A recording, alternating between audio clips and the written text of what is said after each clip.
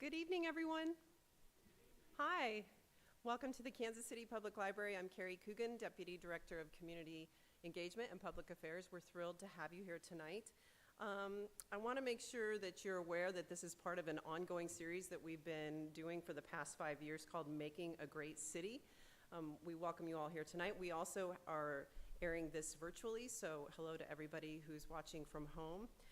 You can always watch our programming live from the library's YouTube channel, or you can go back and share it with others.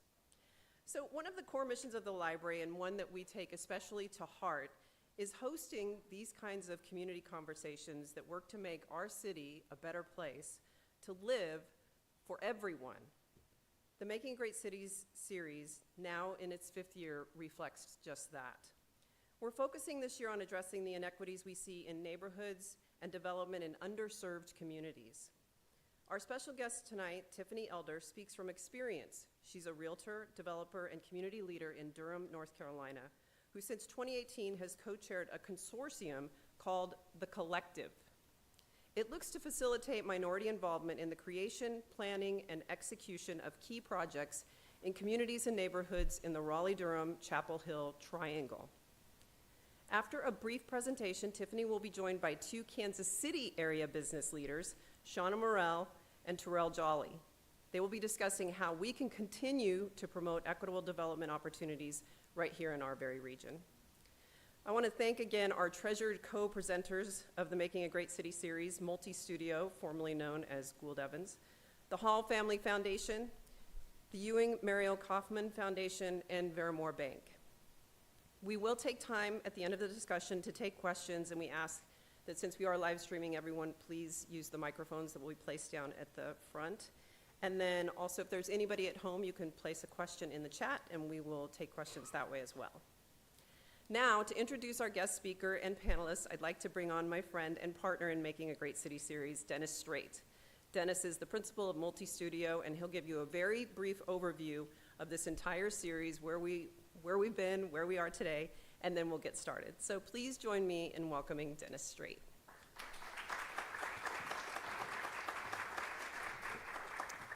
Good evening. Thank you all for coming tonight. And I also want to thank our sponsors that made this possible over the last 4 years now. As Carrie mentioned, I do want to give a quick overview to set some context for both tonight's presentation, but what we're trying to do with the focus of the fall series. And many of you have seen some of this before, but the points for tonight are that in our first 80 years, we focused on bringing people together, and we built a great city by having that focus.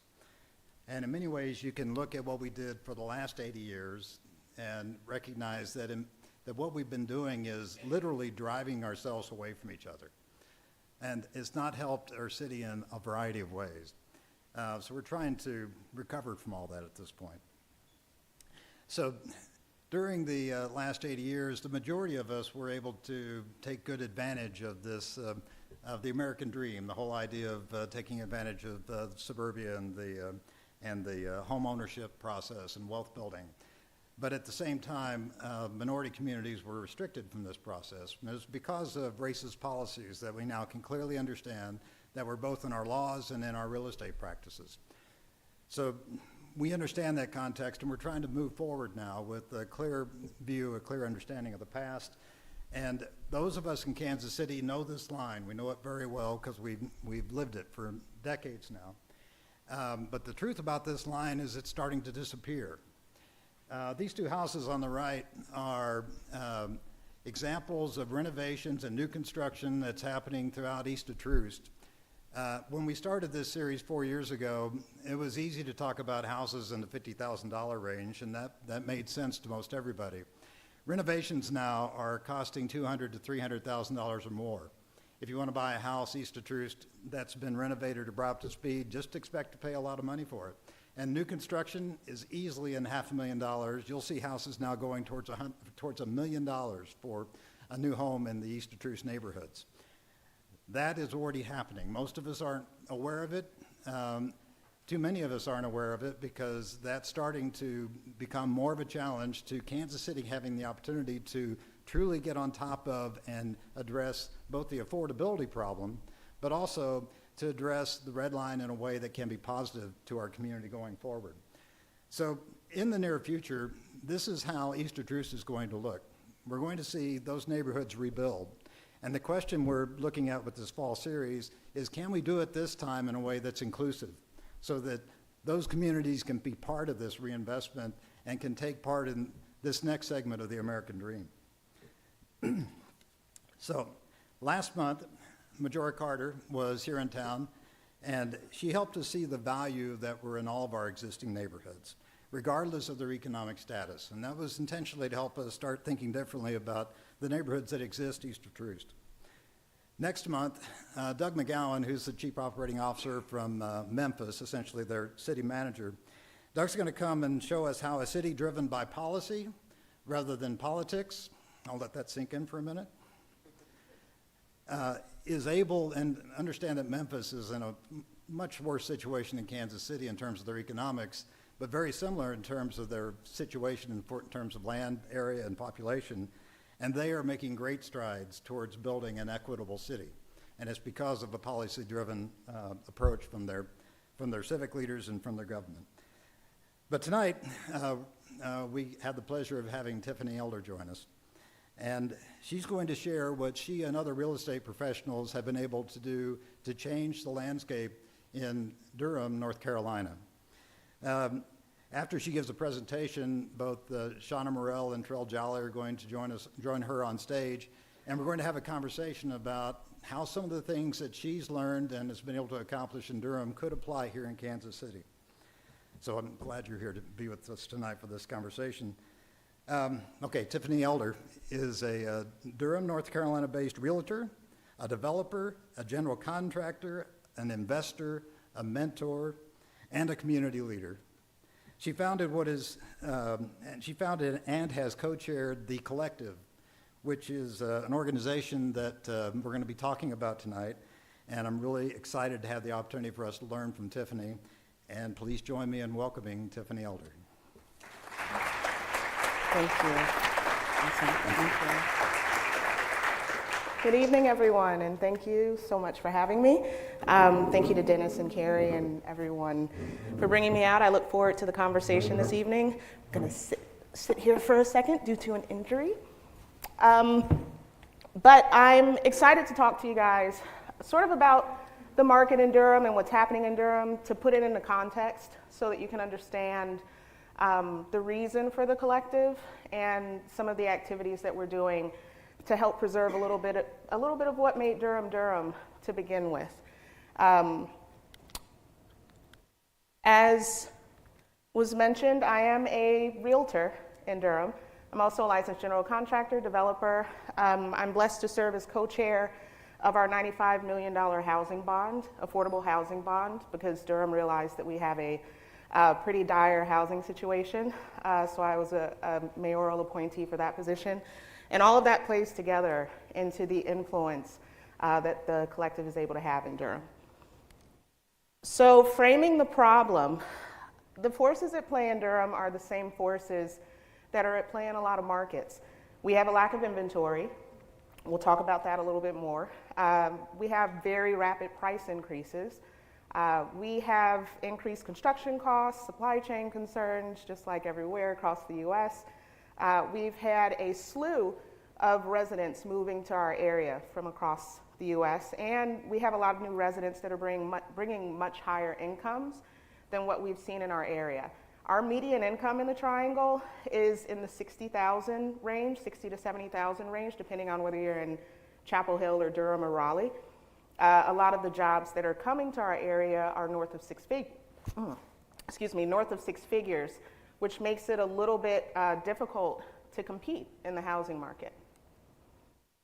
So let's talk about lack of inventory and rapid price increases.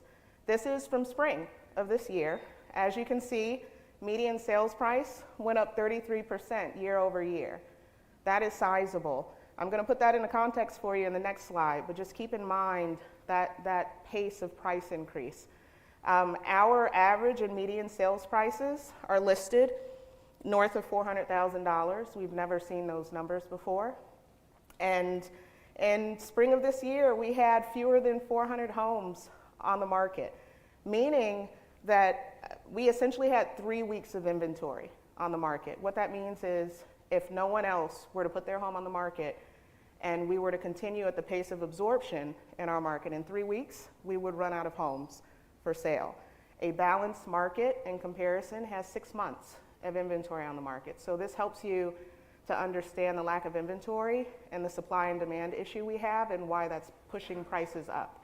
So I'm going to flip back and forth a little bit so you can see the difference. This is April 2022. This is April 2019. That's just 3 years ago. Same city, same market. You'll see we were on a normal 7% price increase. That's sort of a manageable, sustainable increase.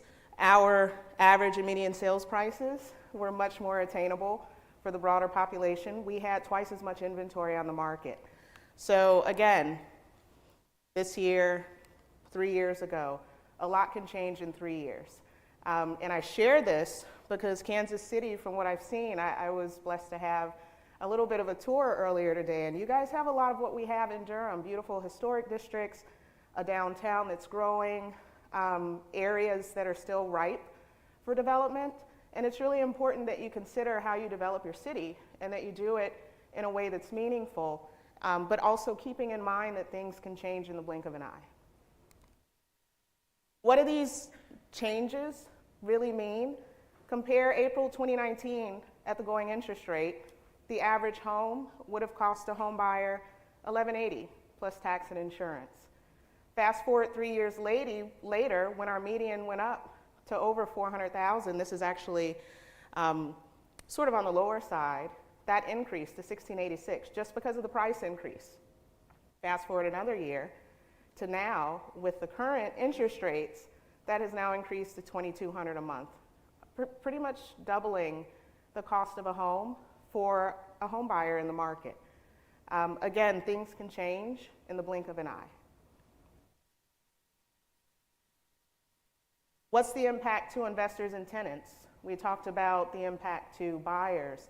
Investors and tenants, right now, we have 1 in 4 homes in Raleigh and 1 in 5 homes in Durham are selling to out-of-state investors. I'm going to explain to you why in an upcoming slide. And keep in mind that when investors pay these much higher price points, in order to make the numbers work, they're going to set their rents much higher. And granted, their rents might be higher and a legacy owner on the block sees that higher rent.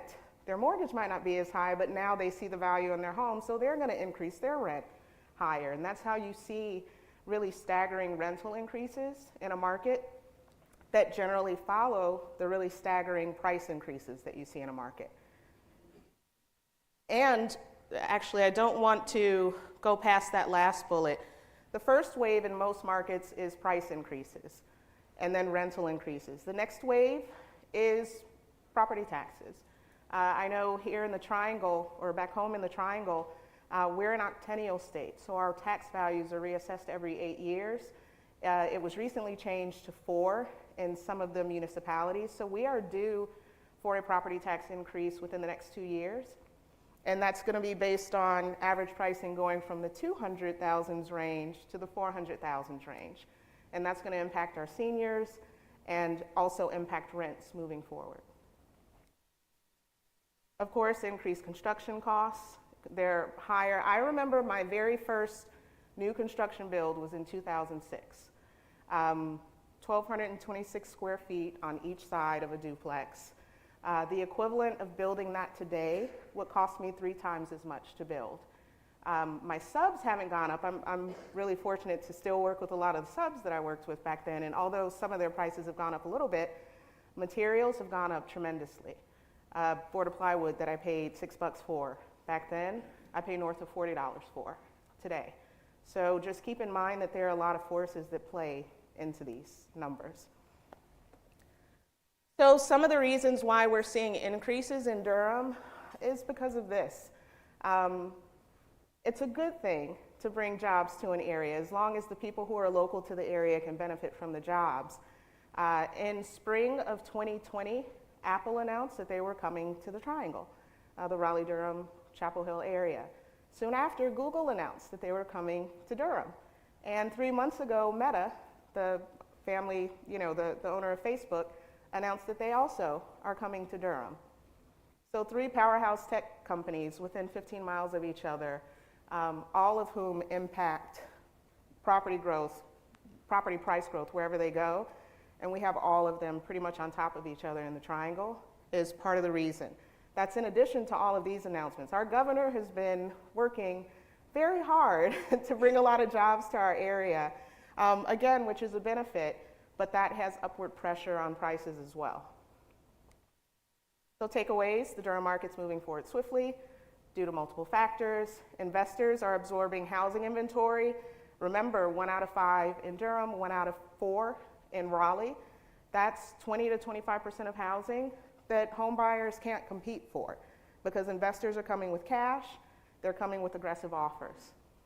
Increased sales prices are leading to increased market rents. The rental market has very high competition, so renters who are not coming to the table with pristine credit and pristine packages to present are sort of being left behind.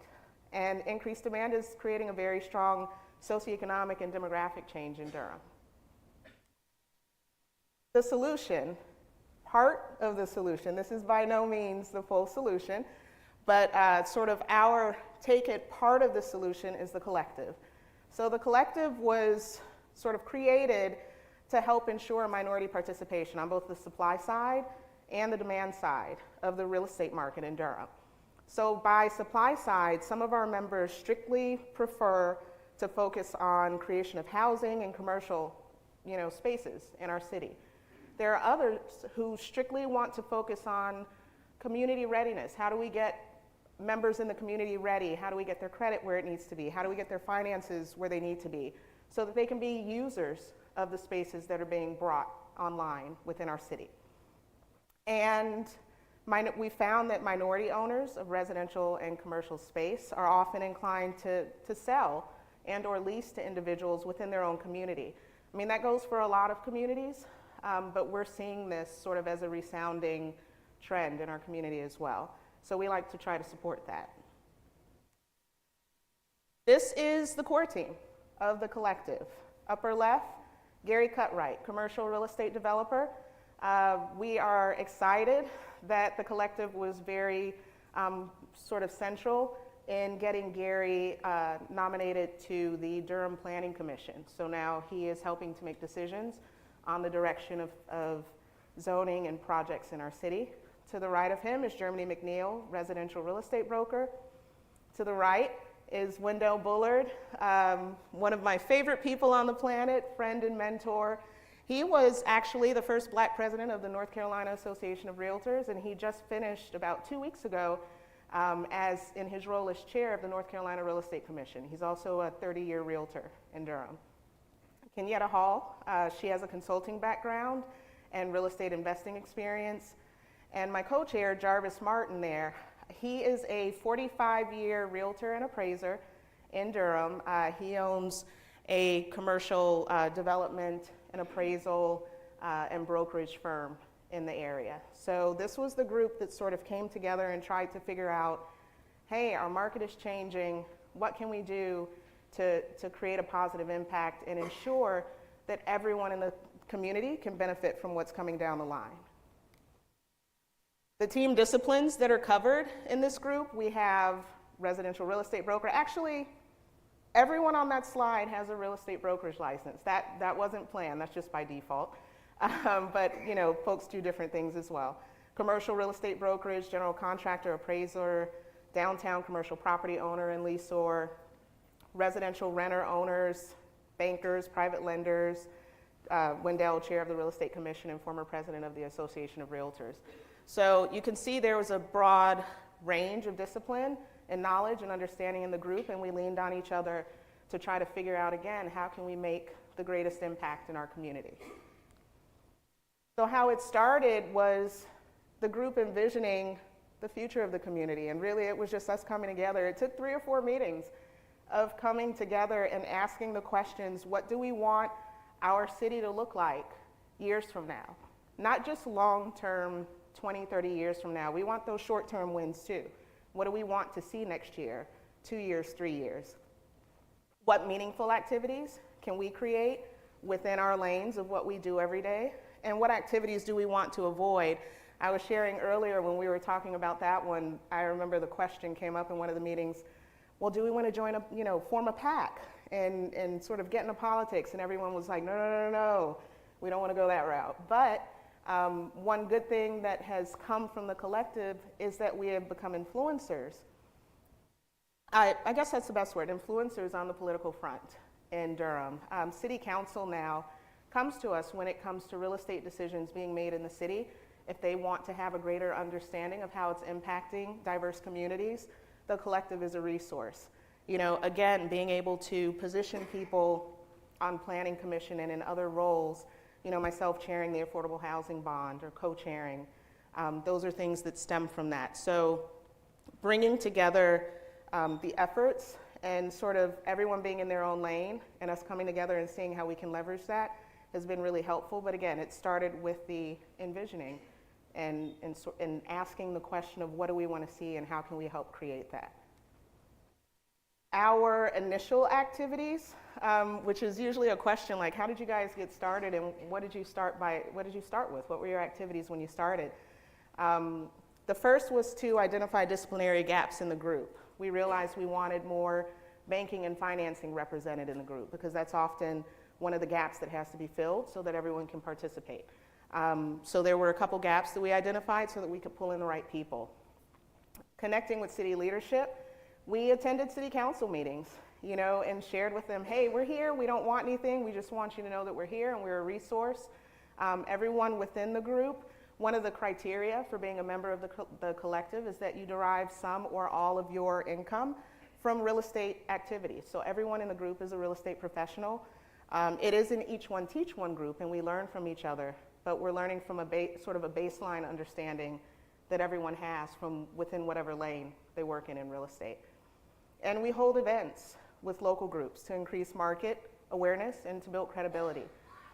Back in 2018, soon after we got started, we started noticing the city putting effort into revamping roads and infrastructure in certain parts of the city. Typically, a city's not going to do that unless they have other plans and they're moving in the direction of development in that part of the city. So we use sort of the beginning of our coming together to let individuals in those communities know what was likely coming their way so that they could be aware.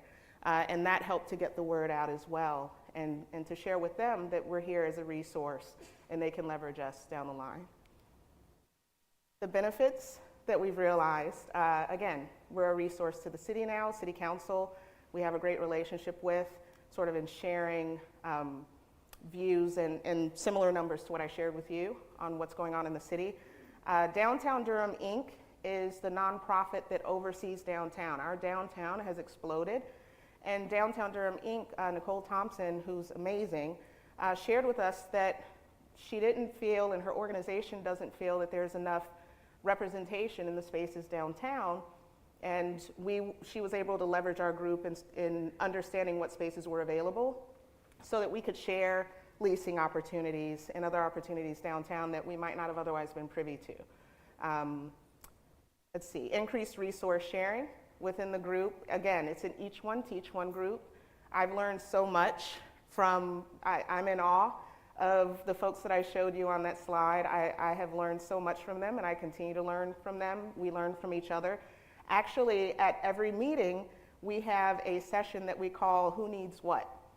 If someone's in a deal, if someone is working, the goal is for everyone to do more of what they already do because of the group.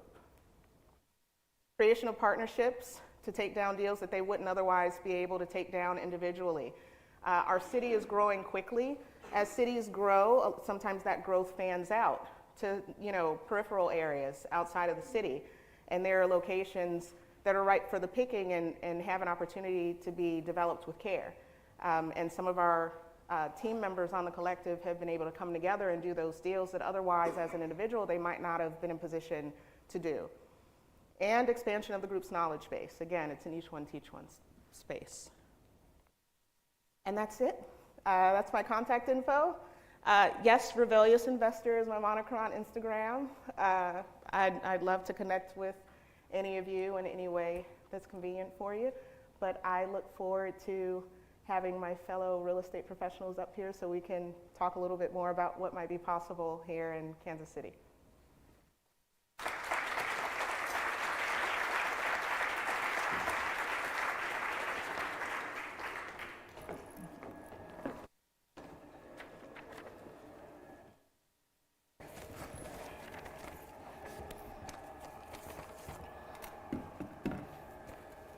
So we were really fortunate earlier today to have a chance to talk a little bit about what's happening here in Kansas City, to talk about the market, to talk about some of the challenges. Mm-hmm. And one of the questions that I have is sort of for you, Shawnna, what are some of the challenges and successes that you're having in a market that is growing, like here in Kansas City? Where are you seeing the most success and some of the challenges?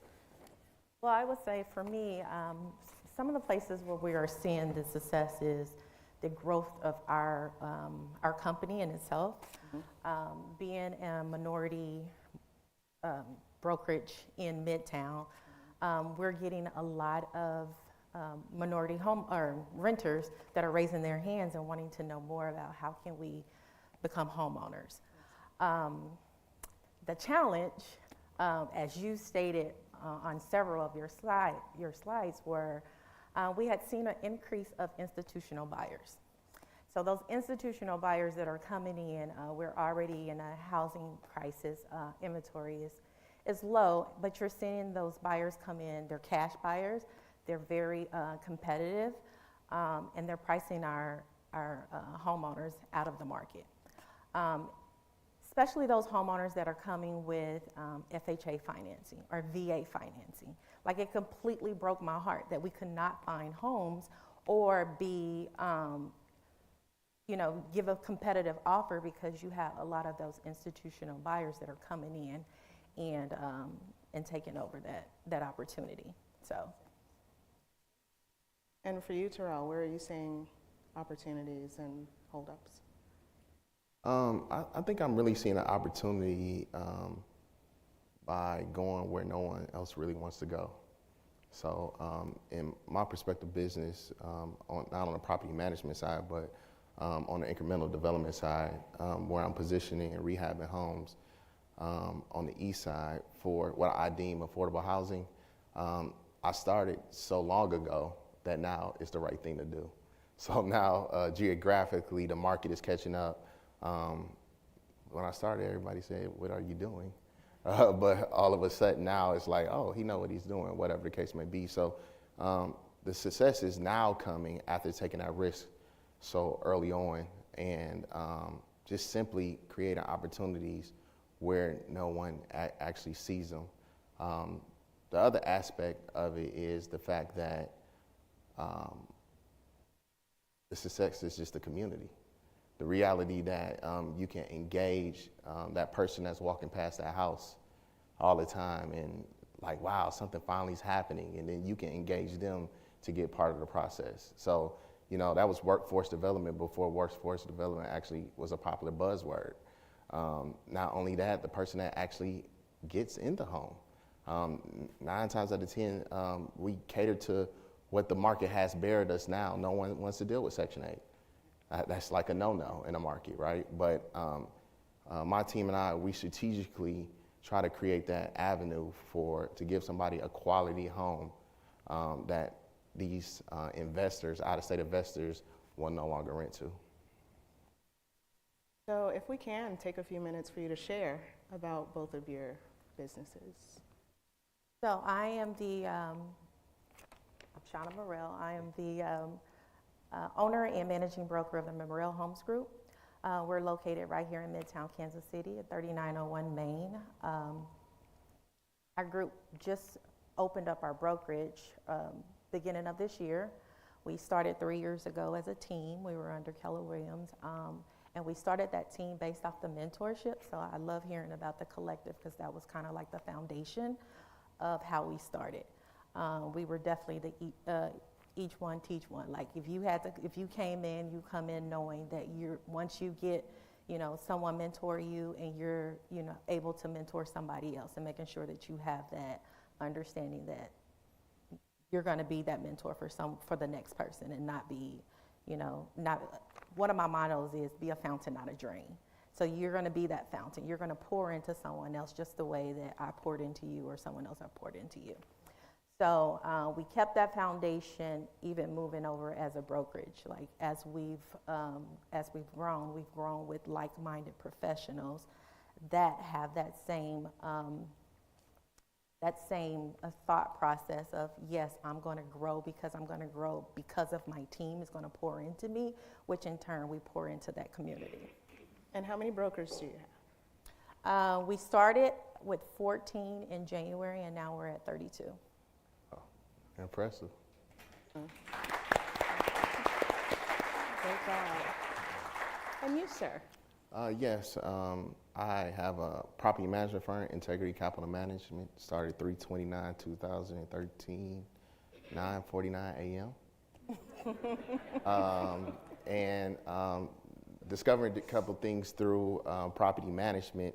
I saw a need and branched off and created two different arms. Jolly and Associates, they separate entities that focus on the residential side of what I deem as affordable housing. I want to put emphasis on what I deem, not what statistics say affordable housing is, because I believe in attainable housing, not affordable housing.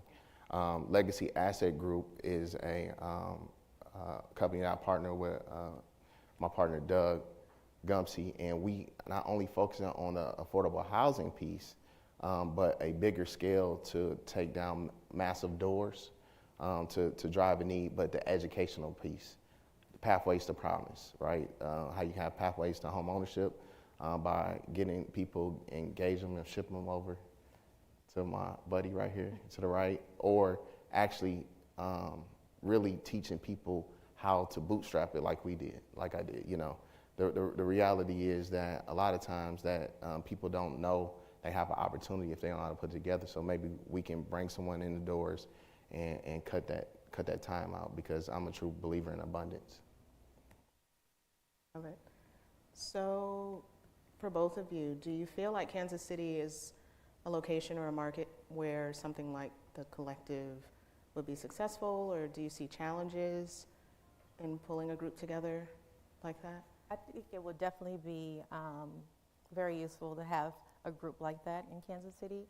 I don't think there will be a challenge pulling people together, because I see several people just in the crowd that I know that have that same mentality, the wanting to see our community grow. It's just, getting started. Yeah. I think Kansas City is definitely prime for a collective. I really admire what you guys achieved. Like Shawnna said, I don't think it would be an issue, but one thing that I know what has to happen when you get certain people in the room is that we have to put our egos to the side and work for the greater cause. And that's going to be a huge deal. It's not about me, it's about us. So I think that could be a challenge. And convincing people it's enough. Yeah. It's enough for us all to eat and eat very well. Yes. And be a help. So those are the challenges I definitely see that you can't really plan for, but know it's there. Well, we want to make sure that any questions from all of you, we have a chance to answer those. So if you're happy to respond.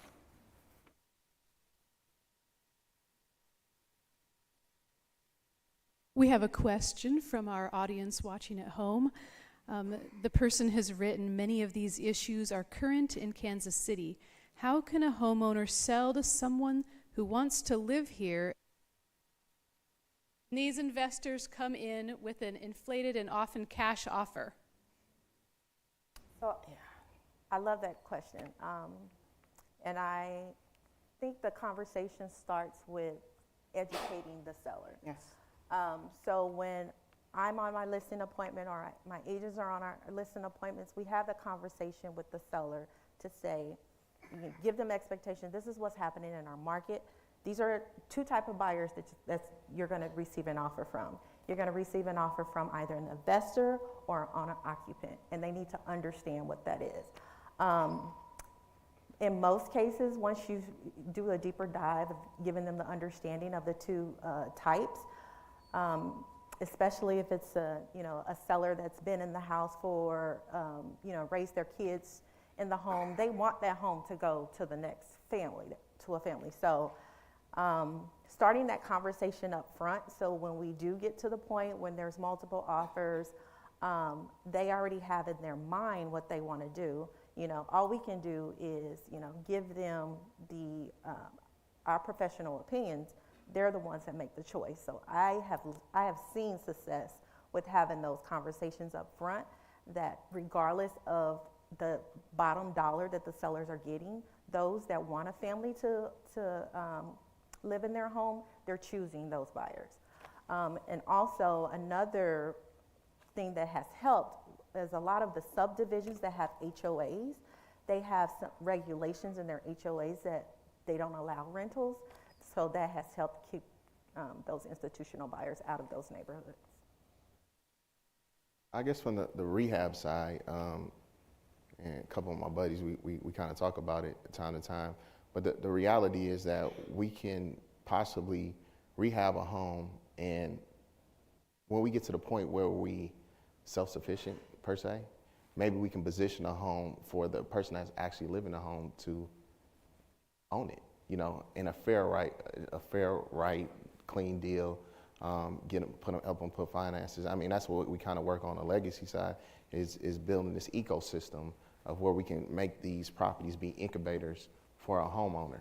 That way they can, it's one, I think the one thing that people often miss is, it's one thing to own a home, it's a different thing to maintain one. After you get past the down payment and everything, you got to clean the gutters. Yeah. You got to change that air filter everybody forget about. So those different things, so you can keep the value in the home and be able to go on from there. So that's another avenue that we can probably explore. It's sir. Yes. Tiffany, the name is The Collective. How and why did you choose that as the name for your initiative? And for the Kansas City representatives, is that a name you're considering embracing? Why or why not? Or something different in terms of your initiative here? Thank you. Thank you for that question. And I'm trying to think back to 2017, 2018. It wasn't a whole lot of rhyme or reason. It was a group of people I know and respect, and it was a collection of different, lanes in real estate. So that it started as The Collective, and it just stuck. We never really had a conversation about changing it. A lot of things have changed within the group as far as our focus and our mission statement and things like that. By chance, that just kind of stuck. Congratulations on the work you do. I have an observation and a question. I'd like to get a better understanding when we talk about institutional investors buying in neighborhoods. What are we talking about? My observation, I went on Airbnb some months ago, and I was looking through personal homes, residential homes, and all of a sudden one was offered by Marriott. And I thought, whoa, where'd that come from? And then I went out and did a little research, and there was a big article about Marriott spending millions of dollars buying homes. And I can only think they're trying to compete with Airbnb, because so many people would rather do Airbnb than a hotel. And is this what we're talking about when we talk about institutional investors? Could you take a deep dive for us and explain?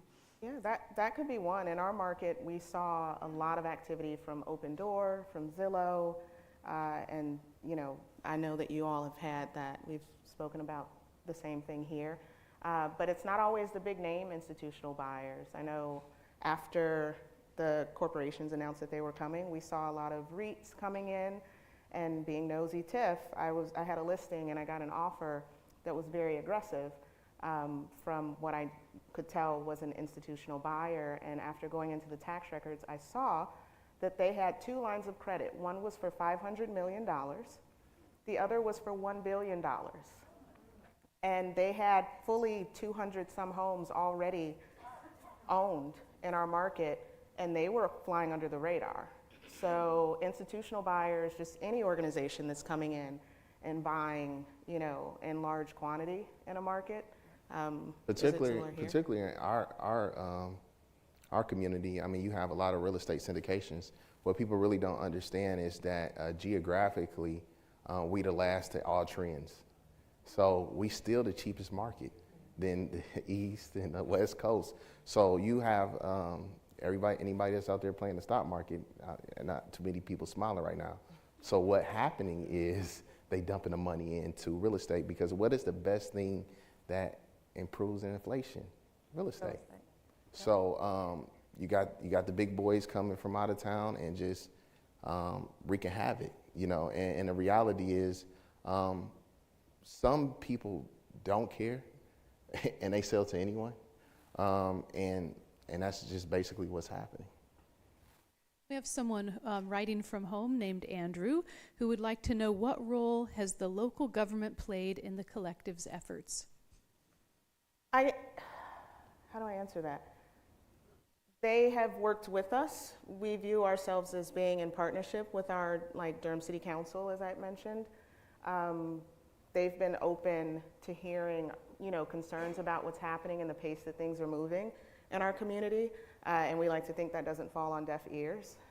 So that partnership, I guess, is a role that they've played, and just having an open ear and being willing to take those opinions into consideration when they're making decisions across the city. But outside of that, I would say that's probably the strongest influence that they've had. Sir, I think you were next. To harp on institutional investors, but do you make any recommendations, since homes and home financing and home building and the whole policy around homes is built on, individuals and them growing there and promoting the community, and investors are completely outside of that realm, since historically the American dream and home building has been subsidized for individuals? Do you make any recommendations on just saying, investors, you don't get the break, you don't get a tax break, you don't get this, in fact you pay more? Because doesn't it seem reasonable, since we know that governmental policy through the ages has favored home building, and why should they get this advantage? It just doesn't seem Can I make just a slight reasonable. Yeah, so a lot of people might not realize that live in Kansas City. You too, as a homeowner, can apply for LCR tax credit. It's called the urban renewal, right? I didn't know anything about it exactly, but what people don't realize is if you do a minimum of $5,000 of work to your home, you then can apply for a 10-year tax abatement. The application is $25. So that's my meaning of that we really need to get these tools out here so people can know. Yes, it was made for the big boys, but a homeowner can take advantage of that opportunity too. I'm in discussions right now. It's a community right now that doesn't have an urban renewal, but guess what? Through some studies and some different exercises, we can make that whole district, that whole community, an urban renewal. So that would give a tax break to someone that's on a fixed income, that home may be paid off, that can be stabilized as the community around them rises. So it is some opportunities, but a lot of times people are not aware of these different things.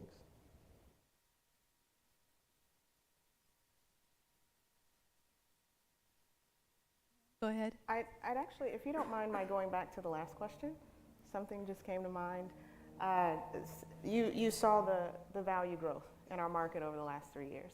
So affordable housing and what we often call inclusively priced housing is getting further and further out of reach. And one thing that City Council controls, we don't have rent control in our area. That's governed by the state. And even though Raleigh-Durham-Chapel Hill might be a blue or purple part of the state, we live in a red state. And so that's probably, rent control is probably not something we're going to see anytime soon. At least, from what our leaders are mentioning now. But one thing that City Council has done is We're currently advocating for a change. It's called the Scad text amendment. It's a text amendment to our UDO. We did this about 3 years ago to try to push for more density in the city so that we could build on smaller lots and fill in our city more impactfully, which was a good thing, but now we're starting to see a lot of the smaller homes that are being built are still being sold at a high price. And so the current amendment that we're pushing for, that City Council, in part due to the voice of the collective, is supporting, is another text amendment that allows for denser development if it's sold according to HUD's affordability AMI scale. So that specifically puts a gauge in place that allows for sort of sensitive development, and it allows for sensitive development and allowances for more dense development on smaller lots if it's going to be put out there for folks to buy affordably. So that's one way in which the municipality has listened to the voice of the collective and sort of taken it out into their decision making.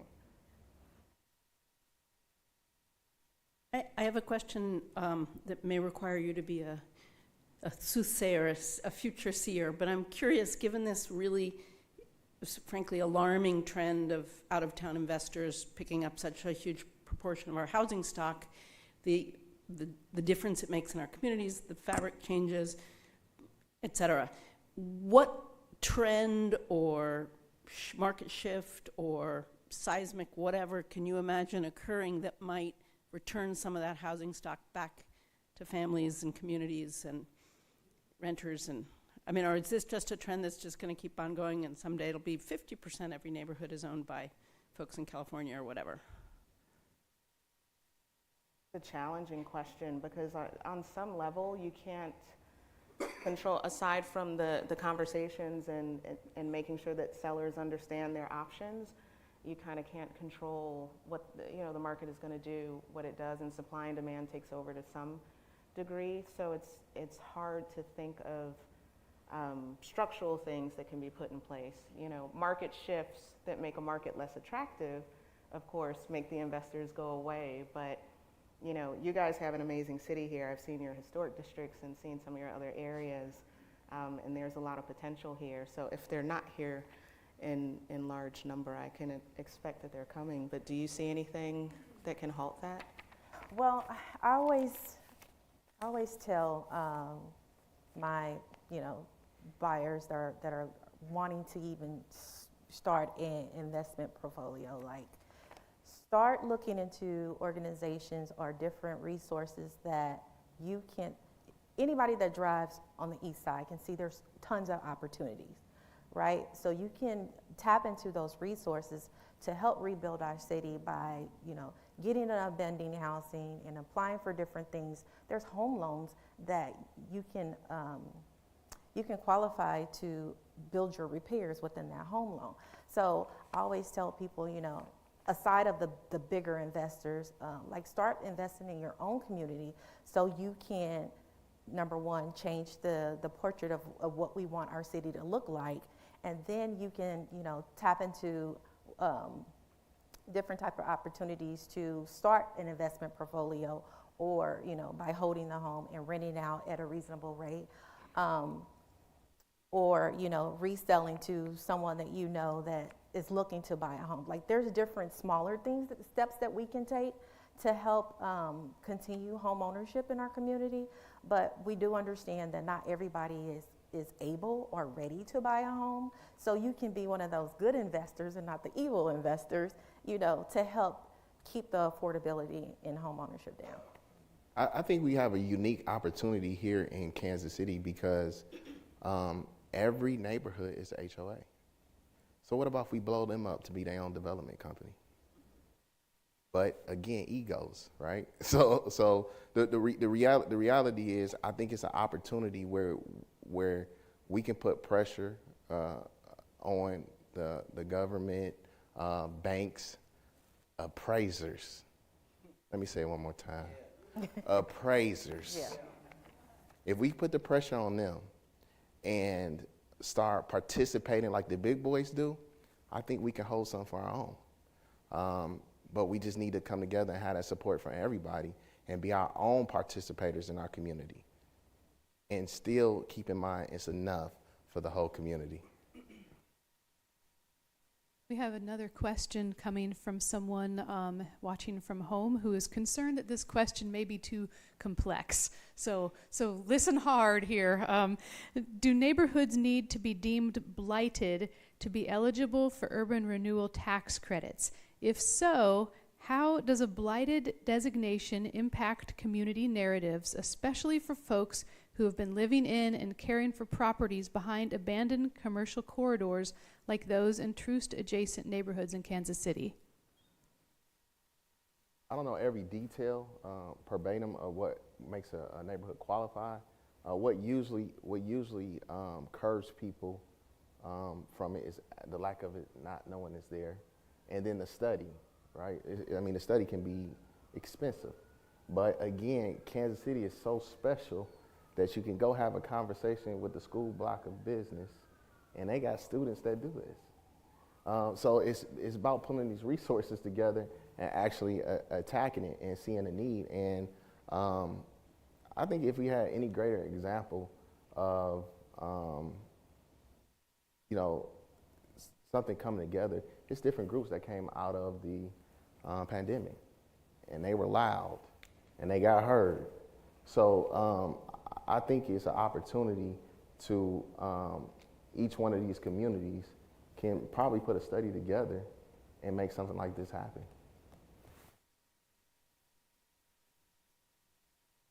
Hello.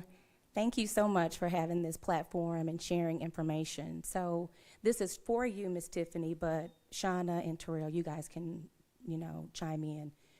You mentioned the committee. One of the gentlemen was on the Codes and Planning Commission. That's Gary, yes. Yeah. So can you share a little bit more about maybe some of the challenges, or maybe you didn't have any, to getting him in that position?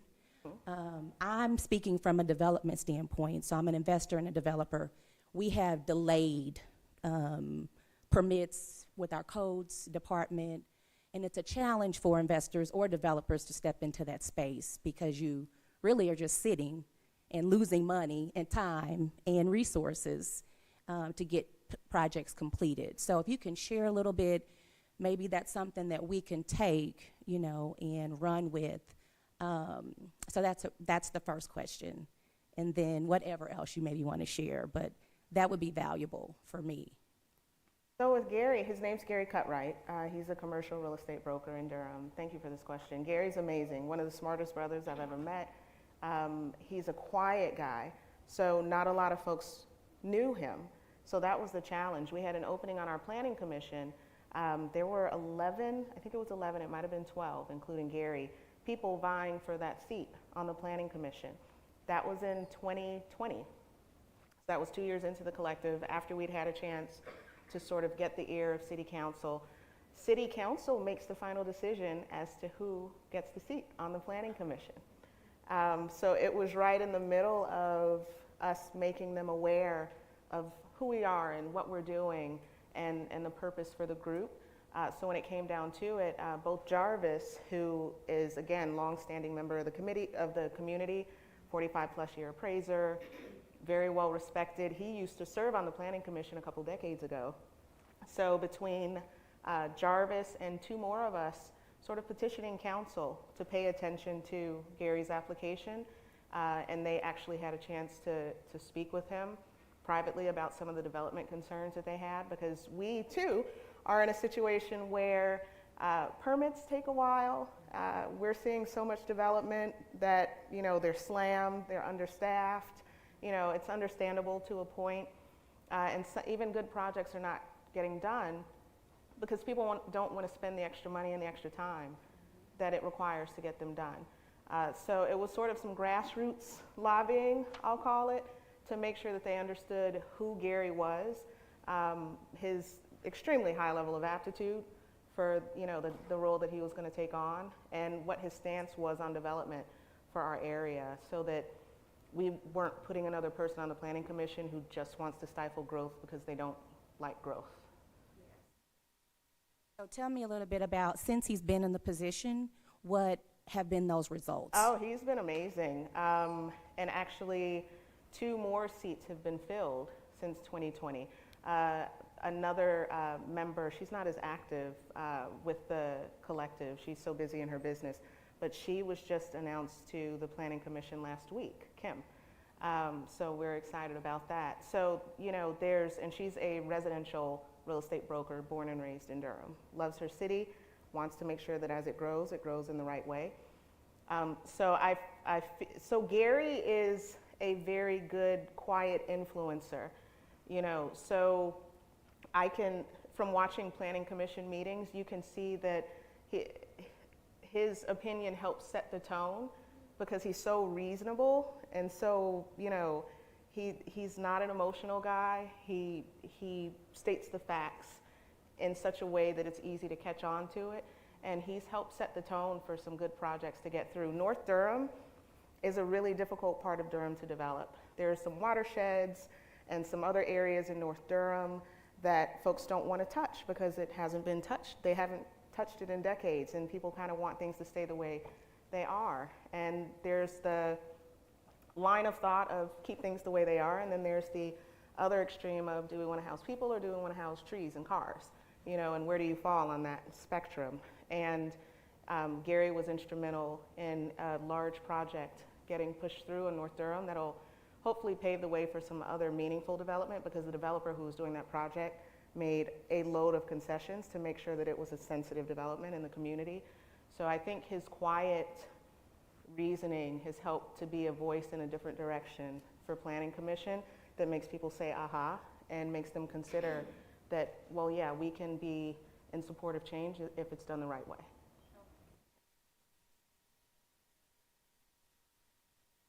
Well, I just want to shout out to you because she's got a great development on the east side, and the commercial building that she's developing was an eyesore. It's beautiful, and she's been dealing with some setbacks, but she's holding strong. So congrats to you. Thank you. Shout out to Shawnna, that's my broker. Real home. So thank you all so much. Thank you. We have a question from Nicholas watching at home. This one is specifically for TJ. Can you talk more about what you mean by putting pressure on appraisers, please? Let me just give you a scenario. The reality is every appraiser that I have ran into since I've been doing this is not from the community. So prime example, I purchased a building at 7022 Prospect. And the appraiser met us on site, and he was shaking, like literally physically shaking. And I'm like, this is very interesting. Now it's middle of the day. They opened a cannabis shop right across the street, armed guards over there. Great intersection that leads to Brookside. Sunflower development right there. This beautiful corner. I mean, and this is the only time an appraiser told me that I needed to have a structural engineer. Now I'm thinking to myself, what are we looking at that needs a structural engineer for you to give an appraisal? Well, I did some research on him, and he was from Johnson County. The reality is the fact that his basis was in residential, so he didn't know exactly what he was looking at. And then the reality is that when I had to spend that extra money that I wasn't prepared for the structural engineer to get the deal done. My banker, Michelle Free, had to go to fight back with me. I had to sit down with her boss and let her know I'm a good guy. We're going to get this done right, the right way. And then after everything was finally done, I get the appraisal in my hand, and he has a comp of another building I own. And that shocked me because the building he said that has value has no floors.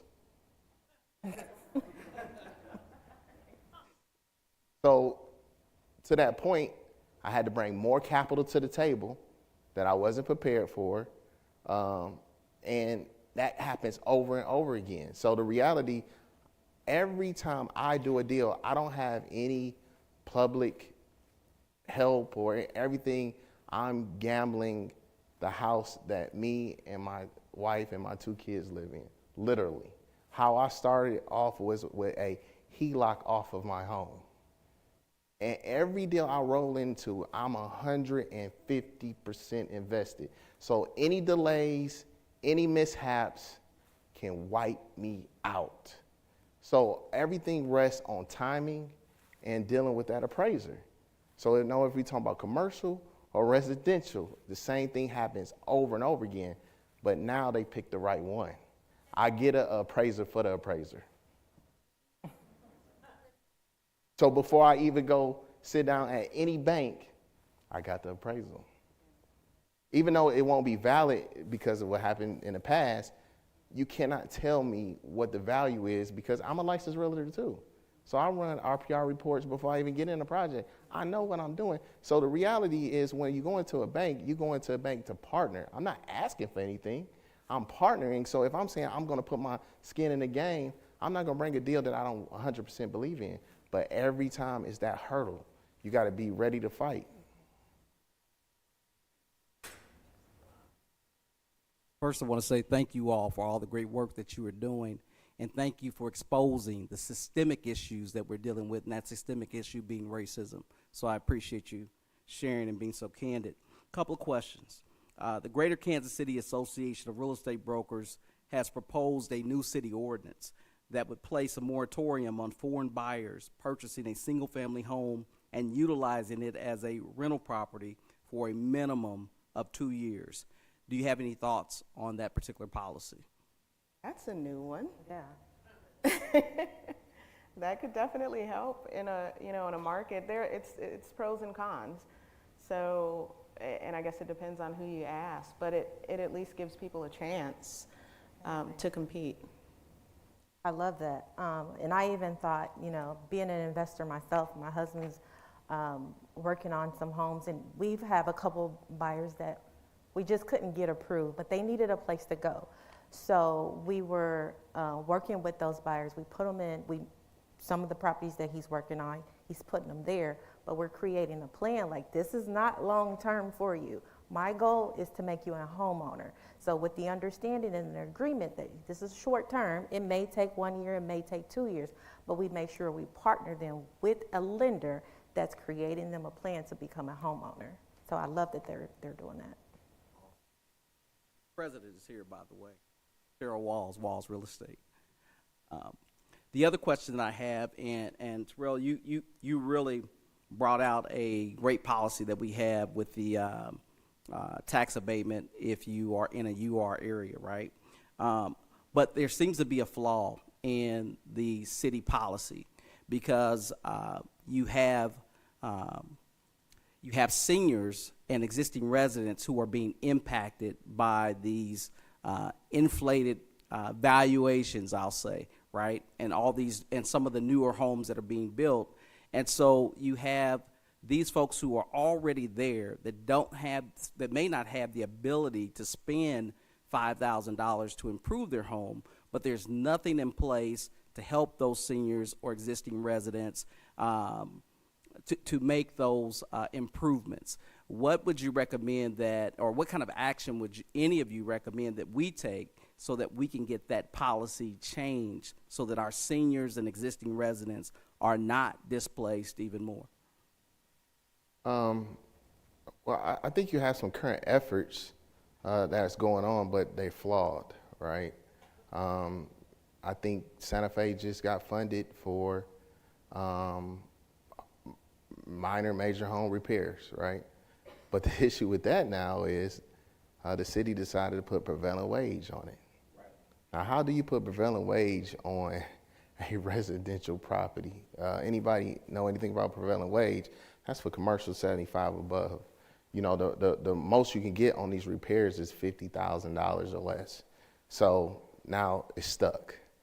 To me, that was a beautiful opportunity to show a process that can actually work, employ people within the neighborhood to get these works done, to get these things done, and it's at a halt. I mean, to me, if that alone it could be fixed, you could use those resources that could be duplicated in every single community, right? That can help the person that needs the roof, that can help the person that just don't have the funds in place or whatever the case may be, and create the wealth that can stay in the community. The other aspect, I mean, it's other programs, free paint, right? But who's gonna paint it, right? So how can we engage? How can we really be efficient and actually engage in the communities? We have a severe houseless problem. Those that want to be engaged, can we put some actual training in place to them becoming the pieces of the community to do these repairs or keep the maintenance? Or how about if we could just have trash cans on every block? That alone would change the perception of these neighborhoods. And who would put out the trash cans?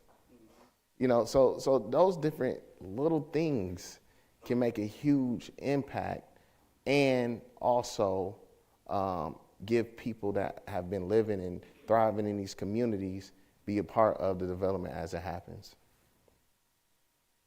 We have one more question. Oh, Tiffany, were you going to say something? No, I was going to ask a question. Does Kansas City have any property tax abatements for seniors? Yes. Okay. 1,500. Okay, good. And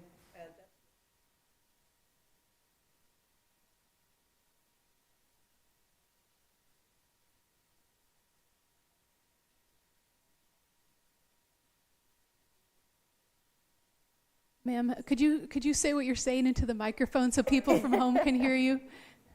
No one on YouTube can pick up your voice from there.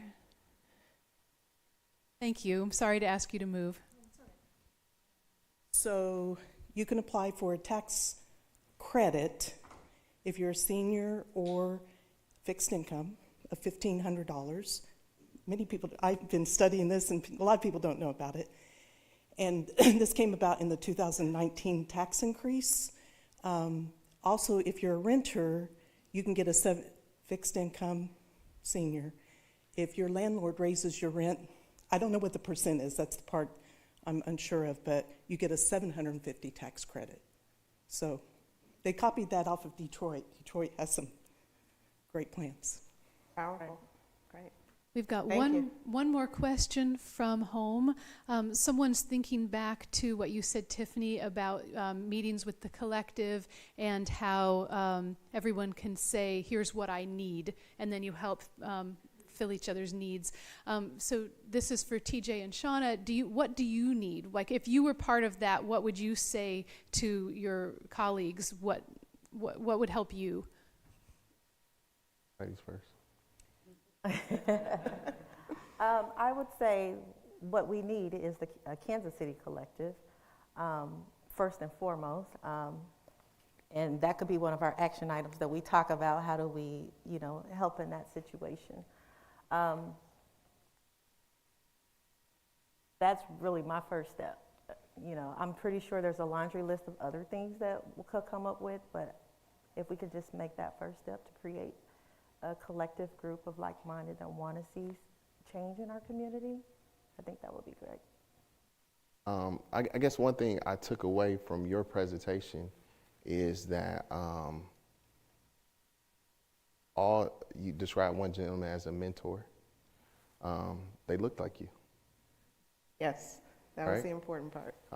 I think if we had more individuals that look like us, that are willing to be a mentor, but not only a mentor, but a champion. Fountain. Yeah, you got to be a champion, because it's a difference between a mentor and a champion. A mentor can help you, guide you along the way or whatever, but when it's time and they see you groomed, will they get to the table and champion for you? I'm an outsider, right? I'm not born and raised here, but my experience has been very challenging. because just ask for a simple coffee. I almost had to give my credentials, my blood type, everything, and I just don't understand why. You know, I was telling Doug, you know, I was like, man, listen, I'm so frustrated. I said, man, when we finally get there, I'm not going to turn nobody away. Thank God for Zoom now. But I'm not going to, if anybody want to have a conversation or whatever the case may be, I'm going to give it. And because it's not about me. It's not, it's all I am is a steward over what we do. Until we realize that as a community, that we just stewards over what we do. And if somebody asks, give it, man, it's amazing things happen for that individual, and amazing things happen for the community. And if you don't have, I wouldn't be up here right now if it wasn't for that mentality. And that's one key thing about the collective too that I want to share. We made a decision early on that the core group, the leadership or decision-making portion of the group, would look like us, and that's to support sort of self-actualization and to support the direction that we want to move in. We work with everyone. You know, we have city council over here, Aaron Lubeck, a good friend and mentor of sorts. We studied for our GC exams together back in '05. I call him my code whisperer. If I have a question about the UDO, the development ordinance, and I need clarity, I call Aaron, and he is a strong ally to the collective. But everyone defers to the understanding that the core group is the decision-making guide for the collective, and it works. So. Well, I'd like to thank everyone at home and here in our audience. Oh, you have one more question? We will take one more question, and then I will thank all of you for coming. It's not really a question, it's more of a statement. I'm a resident of Washington Wheatley Neighborhood Association, and we're doing some wonderful things there, and we would love to see you come out to one of our meetings. We meet the third Monday of every month at 5:30 p.m. at the Seton Center. Again, we're doing some great things, and we could really use some assistance in growing our neighborhood. We have a lot of opportunities there, and we would love to see you all. So, thank you. Well, thank you all for your thoughtfulness. Thank you for your attending tonight. Great job. Thank you to our three presenters here. Thank you for coming. Thank you.